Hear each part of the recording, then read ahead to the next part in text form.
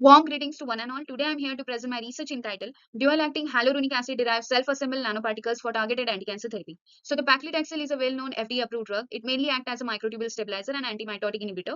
Despite of its known therapeutic efficacy, there are some limitations associated with monotherapy, mainly suboptimal efficacy, increased resistance, viability-related challenges. The conventional therapy lacked tumor specificity, and there's a toxicity-related concern which compromises the patient compliance. Several approaches have been investigated in order to overcome this limitation, and one of the most common is the combination therapy of paclitaxel. Herein, we have hypothesized the combination of paclitaxel and glycolytic inhibitor, that is betulinic acid, can give us a synergistic action, mainly because the glycolytic inhibitor specifically targets glycolytic flux in the tumor cell, which is one of the major reasons behind the poor efficacy of this drug. So, instead of going through a traditional approach wherein two drugs are co-loaded in a nanocarrier system, herein we have synthesized a biologically active nanocarrier wherein the hyaluronic acid is conjugated to betulinic acid in order to form an amphiphilic polymer, which itself has a biological activity, lower CMC, and higher stability. These nanoparticles can give us a dual targeting mainly via CD44-based endocytosis as well as EPR-based effect. Moreover, hyaluronic acid specifically get degraded in presence of hyaluronate enzyme, which is present in a tumor endosome, and the site-specific release would be there.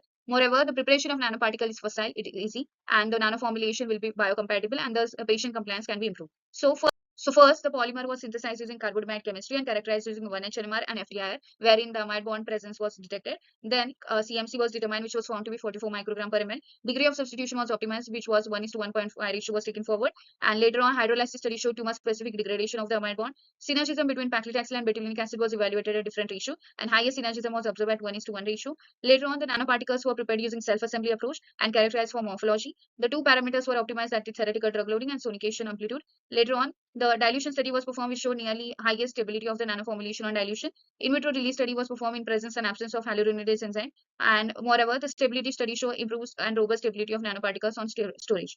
The in vitro studies, cell culture based studies was carried out wherein the increased cellular uptake was observed, and one of the major mechanisms for this uptake was mainly due to CD44 based endocytosis. The IC50 value determination showed nearly 2 to 4 fold decrease in IC50 as compared to free drug. Later on, apoptosis and mitochondrial membrane depolarization assays showed improved anti-cancer efficacy of the formulation.